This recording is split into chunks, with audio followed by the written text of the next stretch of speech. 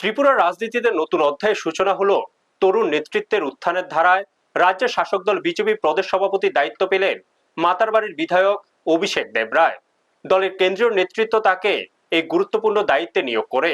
দলীয় সূত্রে জানা গেছে, দীর্ঘদিনের সাংগঠনিক অভিজ্ঞতা, কর্মনিষ্ঠা এবং তরুণ নেতৃত্বের প্রতি আস্থার ভিত্তিতে এই সিদ্ধান্ত নেওয়া হয়েছে।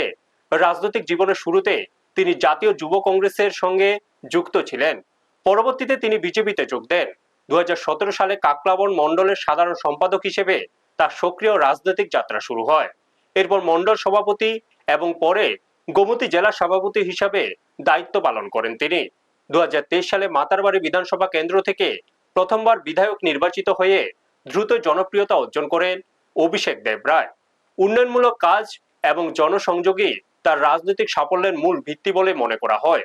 নতুন সভাপতি হিসাবে ঘোষণার পর রাজ্য জুড়ে দলীয় কর্মী ও সমর্থকদের মধ্যে উচ্ছ্বাস দেখা যায়। বেঙ্গালোর থেকে আগরতলায় পৌঁছালে বিমানবন্দরে তাকে উষ্ণ সংবর্ধনা জানানো হয়। পরে বর্ণাঢ্য বাইক র্যালির মাধ্যমে তাকে দলীয় কার্যালয়ে নিয়ে যাওয়া হয়। এরপর তিনি উদয়পুরের ঐতিহাসিক ত্রিপুরা সুন্দরী মন্দিরে গিয়ে রাজ্যের মঙ্গল কামনায় পুজো দেন এবং সকলের আশীর্বাদ প্রার্থনা করেন।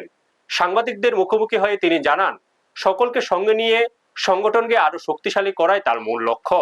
উল্লেখ্য, 1982 সালে কাকরাবনে জন্মগ্রহণকারী অভিষেক দেবরায় কর্ণাটকের Rajiv Gandhi university of health সায়েন্সের থেকে ফার্মেসি ডিগ্রি অর্জন করেছেন। বর্তমানে তিনি রাজনীতির পাশাপাশি ব্যবসার সঙ্গেও যুক্ত রয়েছেন। নতুন দায়িত্বে তার সামনে এখন বড় চ্যালেঞ্জ, সংগঠনকে আরো শক্তিশালী করা এবং সরকারের উন্নয়নমূলক কাজকে ত্বরান্বিত করা। রাজনৈতিক মহলের মতে, তরুণ ও শিক্ষিত এই নেতার নেতৃত্বে ত্রিপুরার রাজনীতিতে নতুন সমীকরণ তৈরি হতে পারে। ব্যুরো রিপোর্ট, নিউজ তৎকাল 24। এটা তো ভারতীয় জনতা পার্টিতে তো নতুন নয়। আমাদের কাজ পার্টি থেকে দেওয়া হয়, আমরা নিষ্ঠার সাথে কাজটা করি। এরকম অসংখ্য উদাহরণ আছে যারা বুথ স্তরে কাজ করতে করতে আমাদের প্রধানমন্ত্রীকে আপনারা দেখুন।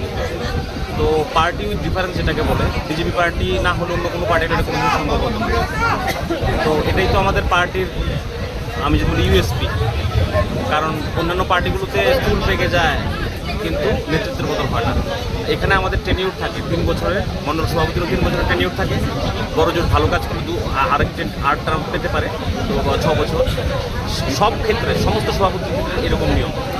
তো এটা আমি বলবো, আমাকে যে দায়িত্ব অর্পণ করা হয়েছে, আমি চেষ্টা করব সবাইকে নিয়ে তৃণমূল স্তরের সংগঠনকে শক্তিশালী করার এবং একটি প্রসেস করার লক্ষ্যে রাজ্যের মাননীয় মুখ্যমন্ত্রী প্রফেসর মানিক সাহায্যে যে স্বপ্ন দেখেছেন, সেটাকে কীভাবে সাংগঠনিক এবং প্রশাসনিকভাবে একসাথে মিলে কীভাবে আরও বিমানবন্দর থেকে একবারে